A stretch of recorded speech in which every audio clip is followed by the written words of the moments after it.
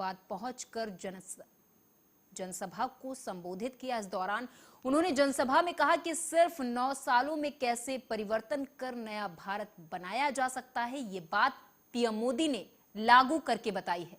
उन्होंने आगे कहा कि आज विश्व भारत की तरफ देख रहा है। आज देश में नए एक्सप्रेस हाईवे बन रहे, आईआईटी, एम्स जैसे संस्थान देश में बन रहे हैं। गाजियाबाद के अंदर वर्तमान में चल रहा है। भाइयों बहनों, आज मैं आया हूं आपके पास। गाजियाबाद ने पिछले 6 वर्ष के अंदर जो दूरी तय की है, इसको डबल इंजन सरकार में एक बार फिर से कई गुना स्पीड देने के लिए आज एक बार फिर से मैं आपका सपोर्ट और समर्थन मांगने के लिए भारतीय जनता पार्टी के प्रत्याशियों के समर्थन में आपका आशीर्वाद प्राप्त हो, जनता जनार्दन का आशीर्वाद एक बार फिर से प्राप्त हो, इसके लिए मंच आज एक बार फिर से आपसे अपील करने के लिए आया है। भारतीय जनता पार्टी ने आज अपने प्रत्याशी दिए हैं। श्रीमती सुनीता दयाल जी एक बहुत पुरानी कार्यकर्ता के रूप में भारतीय गाजियाबाद के लोनी में सभी पार्टियों के प्रत्याशी जहां एक तरफ चुनावी क्षेत्र में अपनी ताल ठोक रहे, वहीं दूसरी तरफ राष्ट्रीय लोकदल पार्टी से प्रत्याशी रंजीता धामा को जनता से भरपूर समर्थन मिल रहा। तस्वीरों में आपको दिखाएंगे, रंजीता धामा के साथ चुनावी मैदान में मौजूद हैं खतौली के विधायक मदन भैया, समाजवादी पार्टी से उम्मीद पहलवान, पूर्व विधायक जाकिर अली, जिला अध्यक्ष सरताज खान मौके पर मौजूद नजर आ रहे हैं। इस दौरान पूर्व विधायक जाकिर अली ने अपील की कि लोनी में शांति बनाए रखने के लिए हैंडपंप के निशान पर बटन जरूर दबाएं। चुनौतियां आप ये कि लोनी के लिए तो चुनौतियां बहुत है, लेकिन चुनाव के लिए चुनौती नजर नहीं आ रही। क्या संदेश देने वाले हैं? संदेश ये भाईचारे को मजबूत करने के लिए गठबंधन के प्रत्याशी श्रीमती रंजीता धामा जी को सफल बनाए। क्योंकि पिछले 6 साल से जो जुल्म आम आवाम पर हो रहे हैं, उस जुल्म के खिलाफ लड़ाई में मैं पिछली बार भी मैं माननीय मदन भैया जी के साथ था। हमने इन्हें चुनाव लड़ाया और जिताने का काम करा था। ये यहाँ से जीत कर ही गए थे, लेकिन कुछ हम में से ही कुछ लोग थे, वो हाथी के टिकट से वो आ गए थे और उन्होंने वोट काटने का काम करा, जिसकी वजह से श्री मदन भैया जी लोनी से ना विधायक बनकर उसके बाद उन्हें लखनऊ से खतौली जा। गोरखपुर के एनएक्सी भवन में 2 दिवसीय प्रशिक्षण ट्रेनिंग का कार्यक्रम रखा गया, जिसमें आज इसकी शुरुआत इलाहाबाद हाई कोर्ट के मुख्य न्यायाधीश ने दीप प्रज्वलित कर शुभारंभ किया। इस दौरान जिला जज तेज प्रताप तिवारी सहित तमाम आला अधिकारी मौके पर मौजूद रहे। प्रशिक्षण का कार्यक्रम 2 दिनों तक चलता रहेगा। इस प्रशिक्षण का मुख्य उद्देश्य है कि लोगों को जागरूक करते रहें, ताकि दाम्पत्य जीवन, पारिवारिक विवाद, इस तरह से हर छोटे छोटे मामले जो होते हैं उनको आपस में समझा बुझा कर सुलझा लिया जाए और जीवन को सफल बनाया जाए। में छोटे छोटे मामलों को लेकर के जो विच्छेद हो जाता है, उस पर सेंसिटाइजेशन, संवेदनशीलता के विषय में आज और कल 2 दिवसीय प्रशिक्षण कार्यक्रम को रखा गया है, जिसमें लोगों को इसमें प्रशिक्षण दिया जा रहा है। इसमें क्या जानकारियाँ दी? अब इसमें यही दिया जा रहा है कि जो भी पारिवारिक मामले हैं, दाम्पत्य के मामले हैं, छोटा छोटा विवादों को लेकर के, बातों को लेकर के लोग आपस में मनमुटाव करके विच्छेद कर लेते हैं या मुकदमेबाजी कर लेते हैं, तो उसके विषय में उनको संवेदनशील हों और ऐसा।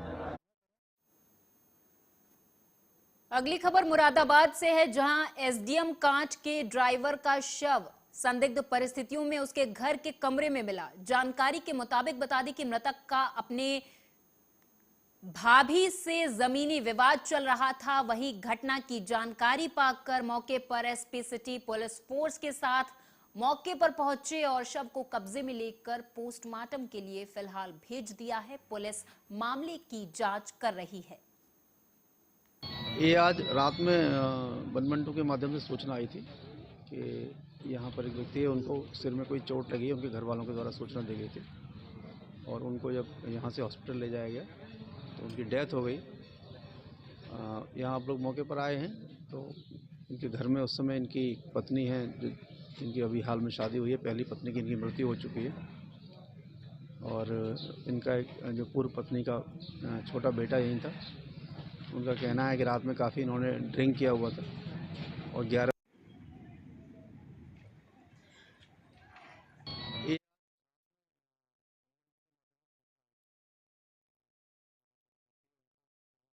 बरेली में गेहूं खरीद की स्थिति बेहद खराब है। यहां लक्ष्य के मुताबिक अब तक 1% भी खरीदारी नहीं हुई है। सरकार को गेहूं न मिल पाने के पीछे बाजार भाव और एमएसपी में भारी अंतर होना बताया जा रहा है। दरअसल सरकारी एमएसपी 21 से 2500 है, जबकि बाजार में गेहूं का भाव 22 से 2300 रुपए प्रति क्विंटल है। रायबरेली में गेहूं खरीद का कुल लक्ष्य 82,000 मीट्रिक टन है। वहीं अब तक यहां कुल 510 मीट्रिक टन ही गेहूं खरीदा जा सका है। खरीद बढ़ाए जाने को लेकर जिला प्रशासन नई नई युक्तियों पर काम जरूर कर रहा है। जिला प्रशासन ने जहां पिछले सप्ताह किसानों के लिए मोबाइल नंबर जारी कर उस पर फोन कर अपने घर से ही गेहूं तौला कर देने का ऑफर दिया था, वहीं आज से किसान चौपाल लगना भी शुरू हो चुकी है।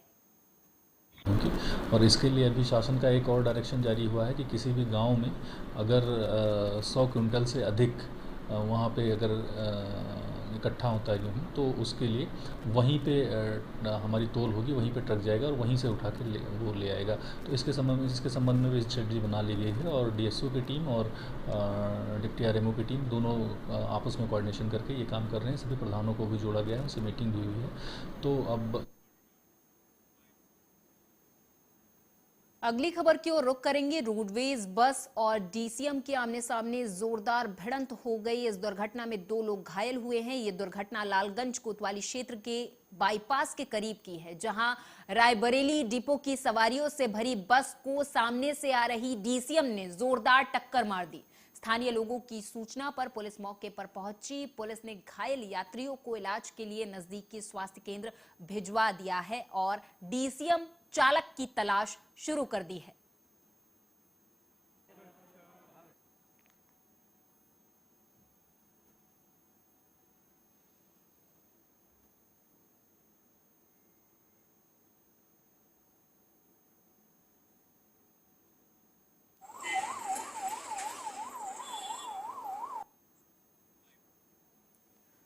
अमर शहीद हवलदार रामू यादव की चिता अभी ठंडी भी नहीं हुई और उसके परिजनों के आंखों के आंसू भी अभी नहीं सूखे कि दूसरे हवलदार राजकुमार यादव का शव आज उनके पैतृक गांव मुड़िया खेड़ा पहुंचा। पार्थिव शरीर पहुंचते ही क्षेत्र में शोक की लहर दौड़ गई। वहीं परिजनों के साथ जो दूर दराज के लोगों ने जो साथ आए थे शहीद राजकुमार यादव को, सभी ने श्रद्धांजलि अर्पित की। बताया जा रहा है कि सेना कैंप के अंदर पेड़ से लटका हुआ हवलदार का शव बरामद हुआ था।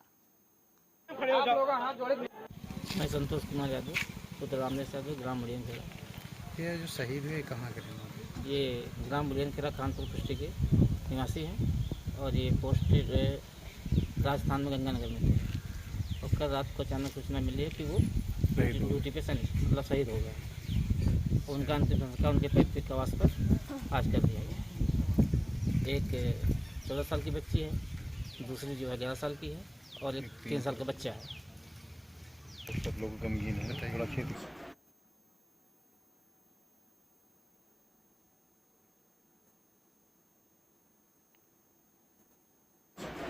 फिर हमारे विधानसभा में ग्राम मुड़ियन खेड़ा ब्लॉक के रामकुमार यादव की अचानक मृत्यु हो गई। इसमें आज हम उनकी अंतिम यात्रा में शामिल होकर उनकी श्रद्धांजलि अर्पित कर परिवारिक सदस्यों को सांत्वना प्रदान करें। हम ईश्वर से दिवंगत आत्मा पूर्ण आत्मा के अपने श्री चरणों में स्थान दे। वीर रामकुमार यादव अमर। आगरा में यमुना एक्सप्रेसवे पर सुबह बड़ा हादसा हुआ है। दरअसल बिहार से हरियाणा जा रही प्राइवेट बस अनियंत्रित होकर पलट गई। बस में करीब 38 लोग सवार थे। इस हादसे में कई लोगों को चोटें लगी है, लेकिन 6 लोगों को गंभीर चोटें आई हैं। स्थानीय लोगों की मदद से हालांकि बस में सवार लोगों को बाहर निकाल लिया गया था और उन्हें उपचार के लिए अस्पताल में भी भर्ती करवा दिया गया था। अच्छा, तो ये कैसे हादसा हुआ, क्या हुआ, क्या वजह रही? सर जी, ये हादसा कैसे हुआ? गाड़ी आ रही थी, अनबैलेंस हो गया, चली गई गाड़ी। कितने लोग घायल हुए हैं इसमें? सर जी 3-4 लोग घायल हुए हैं, हल्का। आगरा से अगली खबर है, जहां पर हलवाई की दुकान पर 2 युवकों ने मारपीट कर दी। दरअसल दुकान पर रखा इस दौरान सारा सामान भी गिरा दिया और कारीगर को भी पीटा।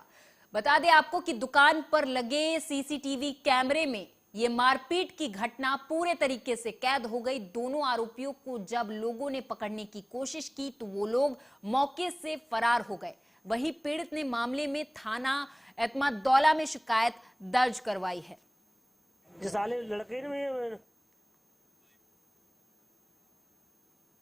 मिर्जापुर से खबर है, जहां पर ऐशो आराम के लिए चोरी करने वाले उदीमान गैंग के 4 अभियुक्त गिरफ्तार किए गए हैं। उनके पास से 50,000 की नकदी समेत चोरी का लैपटॉप, इन्वर्टर बैटरी, मोटरसाइकिल भी बरामद की गई है। एसपी ने इस मामले का खुलासा किया है। बता दें कि लगातार चोरी की वारदातों को अंजाम देने वाले उदयमान गैंग के 4 सदस्यों को पुलिस ने गिरफ्तार कर लिया है। इनके पास से चोरी की एक मोटरसाइकिल, लैपटॉप, इन्वर्टर बैटरी के अलावा 50,000 नगद भी बरामद हुए हैं।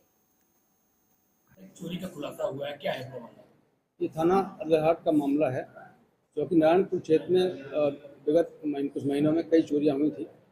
उसी में पुलिस द्वारा काम किया गया और एक उदीमान जो गैंग है चोरों का, उसका पर्दाफाश हुआ है, जिसमें 4 लड़के गिरफ्तार किए गए हैं और इनके कब्जे से 2 चोरियों का माल जो कि जनपद की था, उसमें इन्वर्टर, बैटरी, साथ ही साथ लैपटॉप और 50,000 रुपये नगद बरामद हुए हैं। इनके कब्जे से मोटरसाइकिल बरामद हुई है, जो चितईपुर थाना वाराणसी में चोरी की गई थी, उसको भी बरामद किया गया है। ये बिल्कुल यंग लड़कों का गैंग है। जो 4 लड़के गिरफ्तार हुए हैं, इसमें अमित, गिरधारी, रजत और गोविंद। चोरी का खुलासा। शुक्रवार को छत्तीसगढ़ कर्मचारी अधिकारी फेडरेशन के प्रदेश अध्यक्ष कमल वर्मा की अध्यक्षता में बस्तर संभाग के फेडरेशन से संबद्ध कर्मचारी अधिकारी संगठनों की बैठक स्थानीय सर्किट हाउस जगदलपुर में संपन्न हुई। छत्तीसगढ़ कर्मचारी अधिकारी फेडरेशन के प्रदेश अध्यक्ष कमल वर्मा ने बैठक को संबोधित करते हुए कहा कि फेडरेशन ने प्रांतीय निकाय की तरफ से निर्णय लिया है कि मई माह में सभी जनप्रतिनिधियों, जिसमें जनपद अध्यक्ष, जिला पंचायत अध्यक्ष, महापौर, विधायक, सांसद, मंत्री आदि को प्रदेश के कर्मचारियों की महंगाई भत्ता, 7वें वेतनमान में गृह भाड़ा भत्ता और 4 स्तरीय पदोन्नत वेतनमान की मांगों का ज्ञापन सौंपा जाएगा। आज सर्किट हाउस जगदलपुर में फेडरेशन के प्रदेश अध्यक्ष सम्माननीय कमल वर्मा जी की अध्यक्षता में समस्त संभाग स्तरीय कर्मचारी अधिकारियों संगठनों की बैठक आहूत की गई थी, जिसमें कर्मचारियों की प्रमुख मांग महंगाई भत्ते की शेष 9% बकाया किस्त और 7वें वेतनमान में गृह भाड़ा भत्ता तथा 4 स्तरीय पदोन्नत वेतनमान की प्रमुख मांग को लेकर विचार विमर्श एवं चर्चा की गई। इसके साथ ही आगामी विधानसभा चुनाव में जो कर्मचारियों की ड्यूटी लगती है, उसमें 55 वर्ष से अधिक आयु वाले कर्मचारियों की ड्यूटी, महिला कर्मचारियों की ड्यूटी और विकलांग कर्मचारियों की ड्यूटी मतदान केंद्र में नहीं लगाने की मांग भी। अगली खबर देवास से है। बताते चले कि पूर्व मंत्री दीपक जोशी आखिरकार आज बीजेपी छोड़कर कांग्रेस में शामिल हो गए। बताते चले कि दीपक आज सुबह ही देवास से भोपाल के लिए रवाना हुए थे, कांग्रेस में शामिल हो गए। दीपक जोशी ने भोपाल जाने से पहले घर में पूजा अर्चना की, उसके बाद उन्होंने अपनी बड़ी बहन से आशीर्वाद लिया। इसके बाद मीडिया से भी मुखातिब हुए। प्रदेश कांग्रेस कमेटी के पास हमारी कुछ आदिवासी बंधु बागी से आ रहे हैं, कुछ हरपुटिया क्षेत्र के, हम सब लोग मिलकर वहाँ से, क्योंकि जोशी जी सुचिता के साथ साथ सादगी के प्रतीक रहे, सादगी स्वरूप न फटाके न ढोल न धमाके, उनके बिना हम पैदल ही वहाँ से लगभग 1 किलोमीटर का पार पूरा करेंगे। और माननीय प्रधानमंत्री शिवराज अपने कमलनाथ जी के हाथों व्यवस्था। देखिए मेरा कहना है कि सत्तन जी और शेखावत जी की बराबरी में तो कर नहीं सकते, लेकिन मुखर अब हो गए पार्टी अपनी आवाज शिवपुरी जिले के खनियाधाना थाना अंतर्गत विछोर रोड बुधना नदी के पास एक युवक की डेड बॉडी मिलने से सनसनी फैल गई। बताते चले कि पुलिस को मिली युवक की डेड बॉडी में 3 जगह गोली के निशान हैं। वहीं मृतक का नाम कुलदीप लोधी बताया जा रहा है। हालांकि पुलिस अब पूरे मामले की छानबीन में जुट गई है। खनियाधाना में कुलदीप लोधी नाम का एक व्यक्ति है जो किशनपुरा बामोर कला के रहने वाला है। कल उसकी डेड बॉडी जो है रोड खनियाधाना से लगभग 6 किलोमीटर रोड पे मिली थी, जो बुधना नदी है उसी के आसपास रोड पे मिली थी। पुलिस ने संगीता से जांच की तो मालूम पड़ा कि वो कुलदीप लोधी है। उसके साथ एक और व्यक्ति दीपक आदिवासी, वो भी घायल था। दोनों को तत्काल जो है इसको दीपक आदिवासी उपचार के लिए तत्काल अस्पताल भर्ती कराया गया। वो उसकी डेथ वहीं पे हो चुकी थी मौके पर, और उसको जो है फायर आर्म्स की इंजरी है। वहाँ पे FSL पार्टी भी रात में हम ग्वालियर से बुलाए थे, उन्होंने भी जांच की है। और जो घायल है उसका हमें चूँकि स्टेटमेंट उसका नहीं हो पाया है, साथ में उस कंडीशन में नहीं था, उसका स्टेटमेंट कराते हैं ग्वालियर रिफर हो गया है। शिवपुरी जिले के अब्दुल कलाम कॉलोनी में 3 साल की बेटी का बर्थडे मना रहे युवक की गोली मारकर हत्या कर दी गई। बताते चले कि कोतवाली थाना क्षेत्र के अंतर्गत अब्दुल कलाम कॉलोनी में मुकेश वर्मा नाम का युवक, जो इंदौर में रहकर व्यवसाय करता था, अपने मामा के लड़के की शादी में शामिल होने के लिए परिवार के साथ शिवपुरी आया था। कल शाम मुकेश वर्मा अपनी 3 साल की बेटी का बर्थडे मना रहा था और देर रात पार्टी चल रही थी कि तभी पड़ोस में रहने वाले बीजेपी नेता ब्रजेंद्र सिंह तोमर ने डीजे बंद करने के लिए कहा, लेकिन मुकेश ने बात नहीं मानी और दोनों पक्षों में गाली गलौज शुरू हो गई। और उसके बाद आरोपी ने मुकेश को गोली से मारकर उसे मौत के घाट उतार दिया। अब्दुल कॉलोनी में मुकेश धाकर जो मृतक है, उनके परिवार में कोई बर्थडे था। बर्थडे में डीजे जो बजा रहे थे, उस पर जो बगल में पड़ोसी योगेंद्र उमर फैमिली वाले रोकने गए, विवाद हुआ। फिर वो लोग कुछ लोग वहाँ से घर पे आए। विवाद के दौरान जो योगेंद्र तोमर और उसका लड़का विजय तोमर, इसलिए दोनों ने जो है गोली चला दी, जिससे उनकी मौत हुई है। मुकेश धाकर आरोपी को तत्काल गिरफ्तार पुलिस ने कर लिया है। मामले की विवेचना हम लोग कर रहे हैं। तो वेपन का इस्तेमाल। क्या नाम है तुम्हारा? मेरा नाम सुनील वर्मा। कहाँ रहते हो? मैं गांव में ही रहता हूँ। अच्छा, ये कल घटना हुई है गोलीबारी की, कौन था ये आपका? मेरा बड़ा भाई। तो क्या विवाद था इसमें? विवाद कुछ नहीं था, बच्ची का बर्थडे बना रहे थे और वो तोमर का लड़का है, राजू नाम है, तो घर पे गया हमारे, गाली गलौज करके पत्थर मार के भागा वहाँ से। तो हम मतलब भागा तो पीछे पड़े, तो बोला मैं मार दूंगा तुमको, यहाँ उदमबाजी मत करो, गोली मार दूंगा। नहीं तो वो क्यों पत्थर क्यों फेंके थे? डीजे के चक्कर में, बच्ची का बर्थडे था ना, तो डीजे बजा रहे थे हम, साउंड बंद करा दो। साउंड वाउंड के चक्कर में दारू पी के आया था। इसको बंद करो, ऐसा हो जाएगा, मार दूंगा मैं।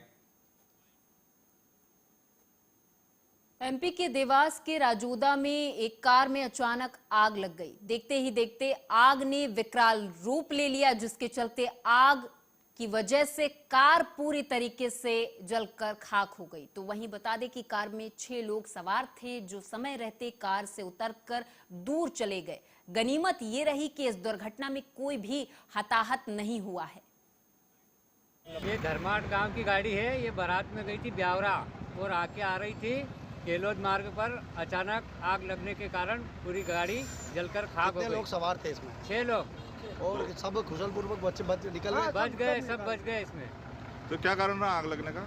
ये ऑटोमेटिक आग लगी इसमें, एसी में कुछ गड़बड़ होने के कारण इसमें आग लगी थी। मतलब जो सवारी थी सब सुरक्षित?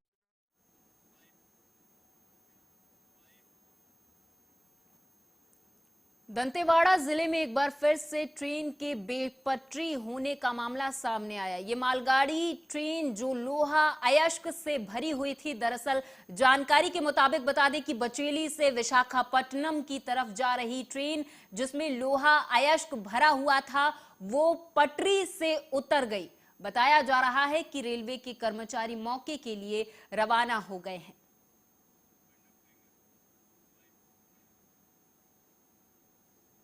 और इसी के साथ इस बुलेटिन में मेरे साथ बस इतना ही। आप देखते रहें आर्या न्यूज़।